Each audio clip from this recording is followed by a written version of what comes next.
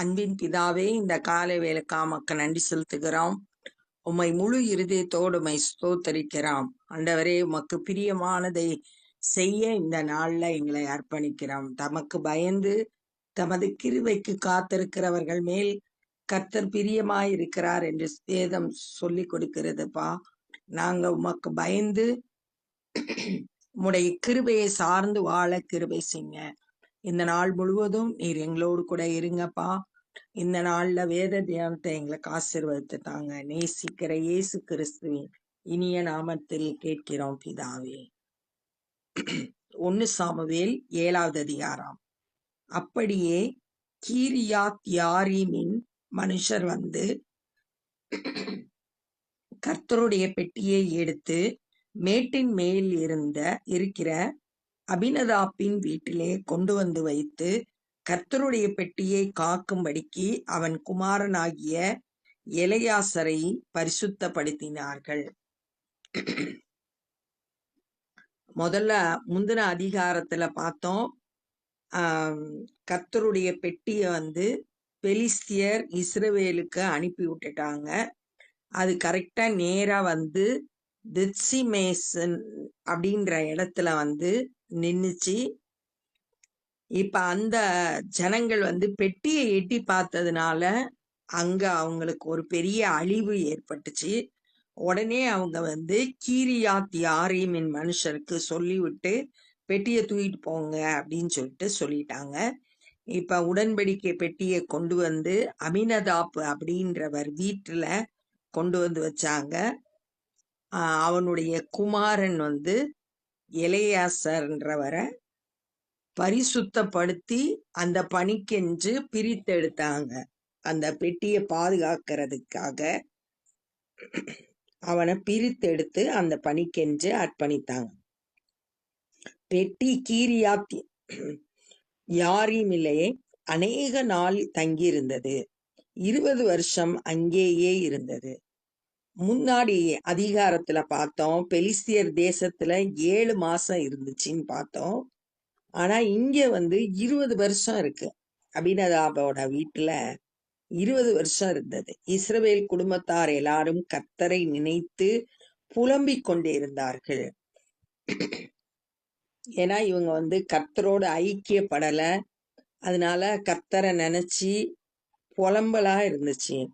அப்பொழுது சாமுவேல் இஸ்ரவேல் குடும்பத்தார் யாவரை நோக்கி, நீங்கள் உங்கள் முழு இருதயத்தோடும் கர்த்தரிடத்தில் திரும்புகிறவர்களானால் அந்நிய தேவர்களையும் அஸ்தரோத்துகளையும் உங்கள் நடுவிலிருந்து விலக்கி உங்கள் இருதயத்தை கர்த்தருக்கு நேராக்கி அவர் ஒருவருக்கே ஆராதனை செய்யுங்கள். அப்பொழுது அவர் உங்களை பெலிஸ்தியருடைய கைக்கு நீங்களாக்கி விடுவார் என்றான். இப்பதான் சாமுவேல் இஸ்ரவேல் மக்கள்கிட்ட 20 வருஷத்துக்கு ஒரு பெரிய கேப்புக்கு அப்புறம் இப்ப பேசுறார் சாமுவேல். நீங்க வந்து முழு இருதயத்தோடு கர்த்தரிடத்துல திரும்பணும்னா என்ன செய்யணும்? 3 காரியத்தை சொல்றாரு. 1, அந்நிய தெய்வங்களை விலக்கணும். 2வது, உங்க இருதயத்தை கர்த்தருக்கு நேராக்கணும். 3வது, அவர் ஒருவருக்கு மாத்திரம் ஆராதனை செய்யணும். அந்நிய தெய்வங்களெல்லாம் விலக்கி போடுங்க அப்படின்னு சொல்லிட்டு கர்த்தருக்கு நேராக்கி அவருக்கே ஆராதனை செய்யுங்க அப்படின்னு சொல்லிட்டு சாமுவேல். அப்பொழுது கர்த்தர் வந்து பெலிஸ்தியரோட கைக்கு, எதிரிகளோட கைக்கு உங்களை தப்புவிப்பார் அப்படின்றது சாமுவேல் சொல்லி கொடுக்கிறாரு. அப்பொழுது இஸ்ரவேல் புத்திரர் பாகால்களையும் அஸ்தரோத்துகளையும் விலக்கிவிட்டு கர்த்தர் ஒருவருக்கே ஆராதனை செய்தார்கள். இஸ்ரவேல் மக்கள் மனம் திரும்பி சாமுவேல் சொன்ன வார்த்தைக்கு கீழ்ப்படிஞ்சு கர்த்தருக்கே ஆராதனை செய்தார்கள்.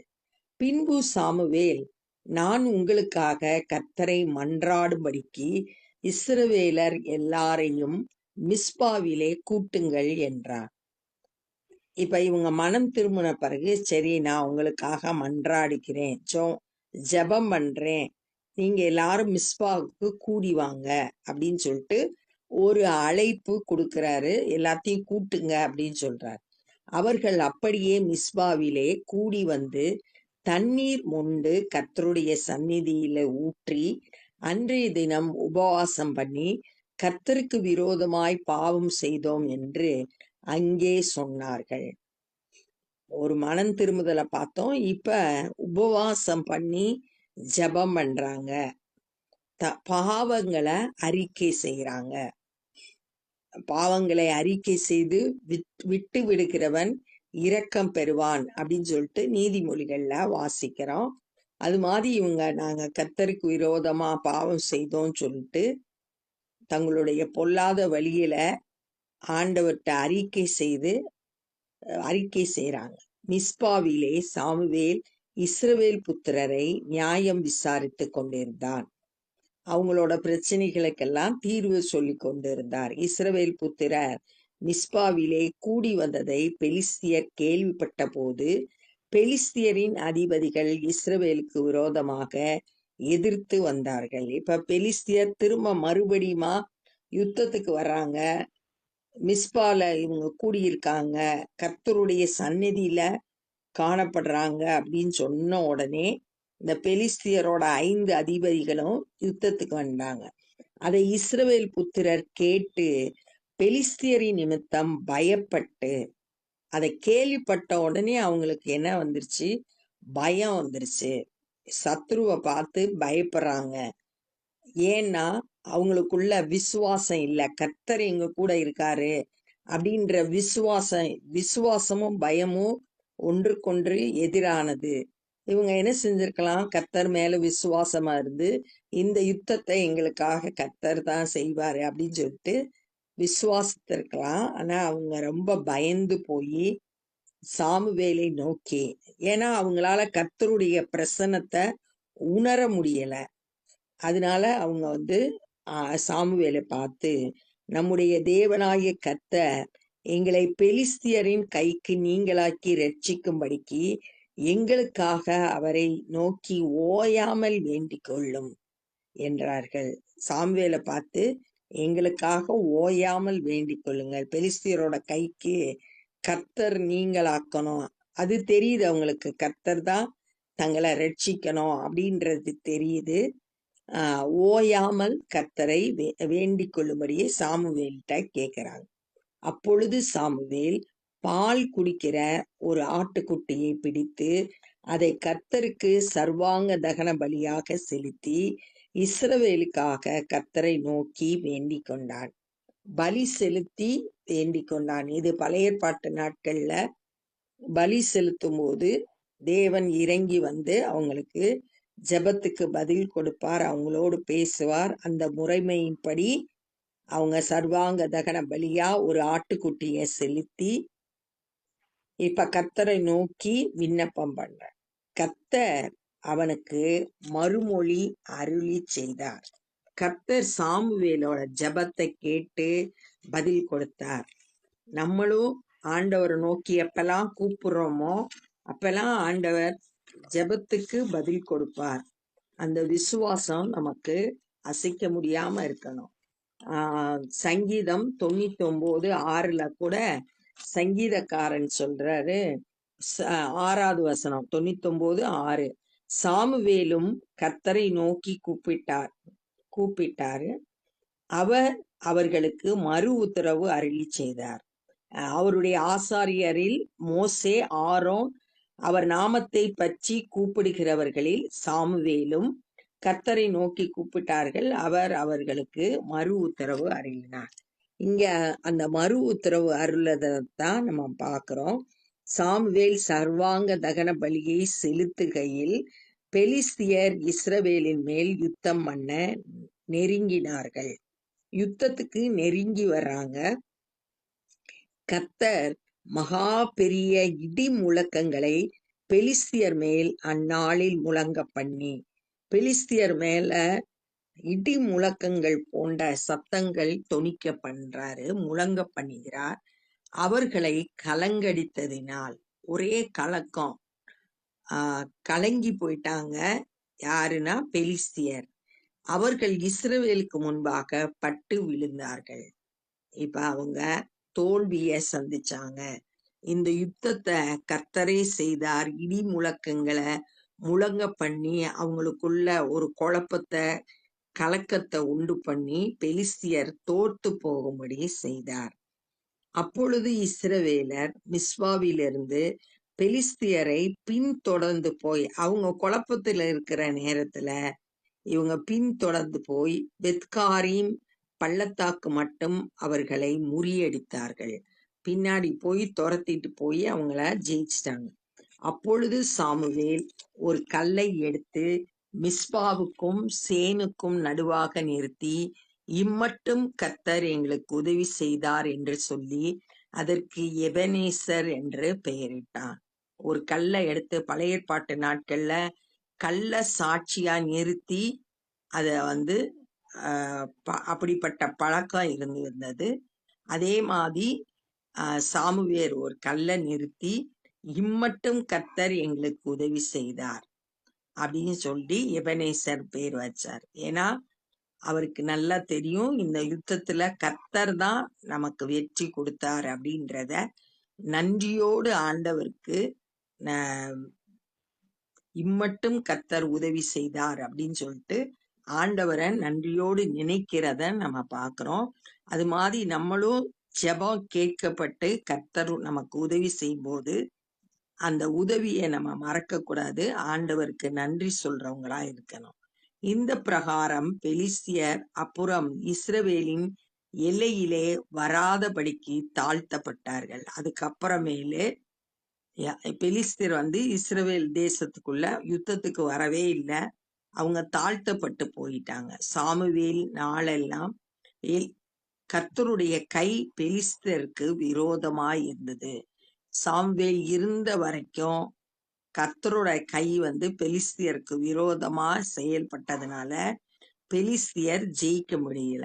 பெலிஸ்தியர் இஸ்ரவேல் கையிலிருந்து பிடித்திருந்த எக்ரோன் துவங்கி காத்து மட்டும் உள்ள பட்டணங்களும் இஸ்ரவேலுக்கு திரும்ப கிடைத்தது. அவங்க ஏற்கனவே பெலிஸ்தியர் பிடிச்ச பட்டணங்கள் எல்லாம் மறுபடியும் இஸ்ரவேலுக்கு கிடைச்சிருச்சு. அவைகளையும் அவைகளின் எல்லைகளையும் இஸ்ரவேலர் பெலிஸ்தியர் கையிலே இராதபடிக்கு விடுவித்து கொண்டார்கள். பெலிஸ்தியர் கையில இருந்த அந்த பட்டணங்கள் எல்லாம் விடுவிச்சு தங்களுக்கு சொந்தமாக்கிட்டாங்க. இஸ்ரவேலுக்கும் எமோரியருக்கும் சமாதானம் உண்டாயிருந்தது. இஸ்ரவேலருக்கும் எமோரியருக்கு இடையில யுத்தம் இல்லாம சமாதானம் காணப்பட்டது. சாமுவேல் உயிரோடு இருக்கிற நாளெல்லாம் இஸ்ரவேலை நியாயம் விசாரித்தான். சாமுவேல் ஜட்ஜா இருந்து நியாயம் விசாரிக்கிறவராயிருந்து, சாமுவேல் தான் கடைசி நியாயாதிபதி. அதுக்கப்புறம் ராஜாக்கள் காலம் ஆரம்பிச்சது. இந்த சாமுவேல் இஸ்ரவேல் மக்களை நியாயம் விசாரித்து வந்தார். அவன் வருஷம் தோறும் புறப்பட்டு பெத்தேலையும் கில்காலையும் மிஸ்பாவையும் சுற்றி போய் அவ்விடங்களில் எல்லாம் இஸ்ரவேலை நியாயம் விசாரித்த பின்பு வருஷந்தோறும் புறப்பட்டு கர்த்தருடைய பணி செய்யும்படியா புறப்பட்டு போறாரு. பெத்தேல், கில்கால், மிஸ்பா அப்படி சுத்தி ஜனங்கள் அவங்களுக்கு என்ன பிரச்சனை இருக்கோ அந்த பிரச்சனைக்கு தீர்வு சொல்லி நியாயம் விசாரித்து கர்த்தருடைய பணிய சரியா செய்து வந்தார். அவன் ராமாவுக்கு திரும்பி வருவான். பின்பு தன் கர்த்தருடைய வேலையெல்லாம் முடிச்சுட்டு தன்னுடைய வீடு இருக்கிற ராமான்ற பட்டணத்துக்கு வருவார். அவனுடைய வீடு அங்கே இருந்தது. அங்கே இஸ்ரவேலை நியாயம் விசாரித்து மற்ற இடங்களுக்கு போய் நியாயம் விசாரிச்சு முடிச்ச பிறகு தன்னுடைய சொந்த ஊருக்கு தன்னுடைய வீட்டுல இருந்து நியாயம் விசாரித்தார். அவ்விடத்தில் கர்த்தருக்கு ஒரு பலிபீடத்தை கட்டினார். கர்த்தருக்கென்று ஒரு பலிபீடம் கட்டப்பட்டது. பலிபீடம் பலி செலுத்தி தேவனை சந்திக்கிற இடம்தான் பலிபீடம். தன்னுடைய வீட்டுல ஒரு பலிபீடத்தை கட்டி அவ்விடத்துல இந்த ராமா ஊர்ல கர்த்தருக்குன்னு ஒரு பலிபீடத்தை கட்டி கர்த்தரை சந்திக்கிறதுக்கு ஒரு ஆயத்தப்பட்டதை நம்ம இங்க பார்க்கிறோம். இந்த நாள்ல நம்ம என்ன கற்றுக்கொண்டோம்னா, அந்த உடன்படிக்கை பெட்டி வந்து கீரியாத் யாரீம்ல இருக்க அபினதாப்ன்றவர் வீட்டுல இருந்துச்சு. 20 வருஷம் இருந்துச்சு. இஸ்ரவேல் மக்கள்கிட்ட சாமுவேல் சொன்னாரு, கர்த்தரிடத்துல திரும்புங்க, அந்நிய தெய்வங்களை உங்களை விட்டு விலக்குங்க, அவர் ஒருத்தருக்கே ஆராதனை செய்யுங்கள்னு சொன்னப்ப அந்த வார்த்தைக்கு கீழ்ப்படிஞ்சு இஸ்ரவேல் மக்கள் கர்த்தர் ஒருத்தருக்கே ஆராதனை செய்தாங்க. மிஸ்பாவில கூடி வாருங்கள் சாமுவேல் சொன்னாரு. அது மாதிரி மிஸ்பாவில கூடி வந்து உபவாசம் இருந்து நாங்க பாவம் செய்தோம்னு அறிக்கை செய்து ஜெபம் பண்றாங்க. இந்த விஷயத்தை கேள்விப்பட்ட பெலிஸ்தியர் யுத்தத்துக்கு வந்தாங்க. பெலிஸ்தியரை பார்த்த உடனே இஸ்ரவேலருக்கு முதல்ல பயம் உண்டாச்சு. சாமுவேலை பார்த்து எங்களுக்காக ஜெபம் பண்ணுங்கள் அப்படின்னு சொல்லிட்டு வேண்டிக் கொண்டாங்க.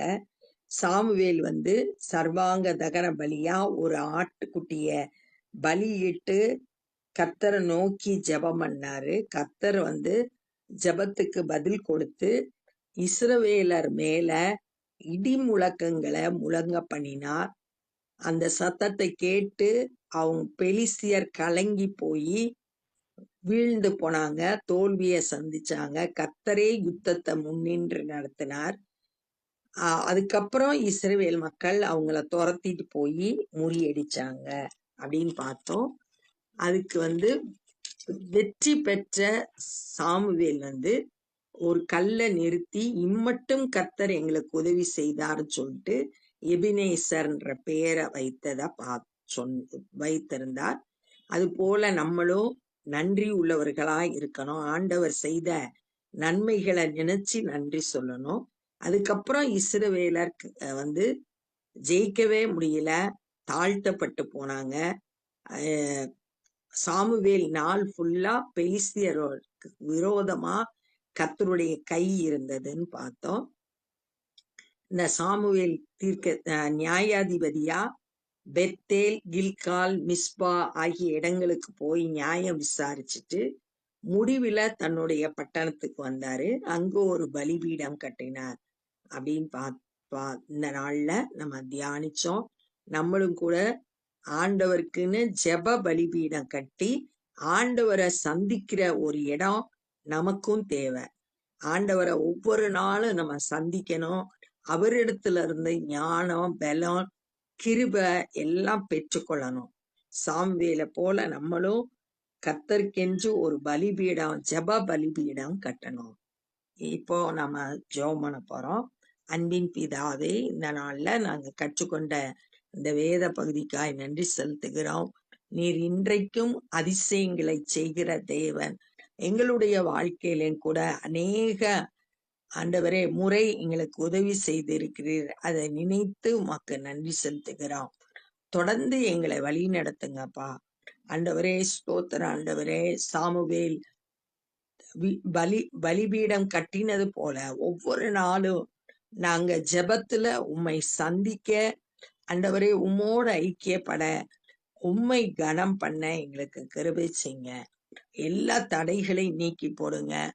ஆண்டவரே உம்மை அறிந்தவர்களாய், உம்மை கிட்டி சேர்ந்தவர்களாய், உம்மை சேவிக்கிறவர்களாய் இந்த காலை வேளையில எங்களை அர்ப்பணிக்கிறோம். இந்த நாள்ல சுவிசேஷ பணி செய்கிறவங்களை பயன்படுத்துங்க. அநேக இடங்கள்ல உம்முடைய சத்தம் துணிக்கட்டும். ஆண்டவரே அநேகர் உம்மை விசுவாசித்து ரட்சிக்கப்பட கிருபை செய்யுங்க. நாங்களும் எங்களால் இயன்ற ஊழியங்களை செய்து உம்முடைய நாமத்தை மகிமைப்படுத்த எங்களை அர்ப்பணிக்கிறோம். நேசிக்கிற இயேசு கிறிஸ்துவின் இனிய நாமத்தில் கேட்கிறோம் பிதாவே, ஆமென். என் ஆத்துமாவே கர்த்தரை ஸ்தோத்திரி, என் முழு உலகமே பரிசுத்த நாமத்தை ஸ்தோத்திரி. என் ஆத்துமாவே கர்த்தரை ஸ்தோத்திரி, கர்த்தர் செய்த சகல உபகாரங்களை மறவாதே. ஆமென். God bless you.